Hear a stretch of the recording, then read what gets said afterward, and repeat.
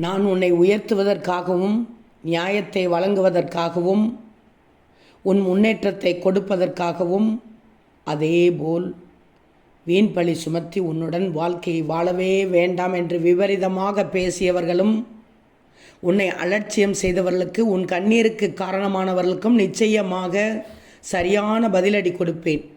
புரிகிறதா? இப்போ நீ என்ன செய்யணும்னு சொல்கிறேன் கேள்.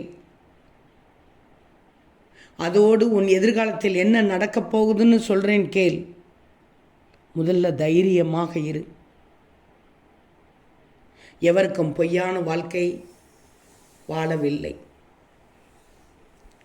யாருக்குமே நீ பொய்யான வாக்கையும் தரவில்லை. நல்லதைத்தான் சொல்லியுள்ளாய். உன் கடமையைத்தான் செய்கிறாய். உனக்கு பிடித்த விஷயங்களைத்தான் செய்கிறாய். வெற்றி உன் பக்கத்தில் இருக்கும்போது தவறாக நினைக்காதே. தப்பான முடிவை எடுக்காதே.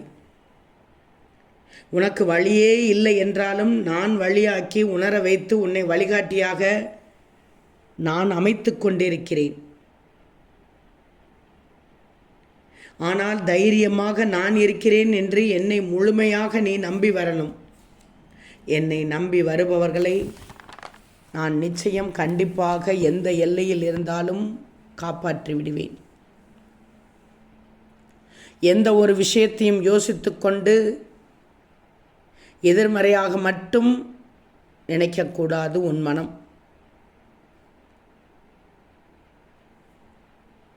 இப்படியெல்லாம் நினைத்தால் இனி ஒவ்வொரு விடியலும் உன் வாழ்க்கையில் நிச்சயமாக மிகப்பெரிய அதிசயத்தையும் அற்புதத்தையும் தரும்.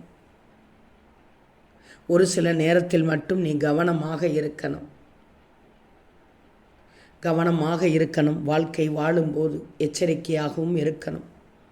நிறைய நல்லது நடக்கும்போது தடைகள் நிறைய வரத்தான் செய்யும். அதை தாண்டி செல்லணும்.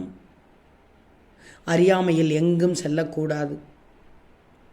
அறிந்து புரிந்து அந்த இடத்திற்கு செல்லலாமா வேண்டாமா, இதை செய்யலாமா கூடாதா என்று ஒன்றுக்கு பலமுறை தீவிரமாக யோசித்துவிட்டு பின் விளைவை பார்த்துவிட்டு உன் காரியத்தை செய்.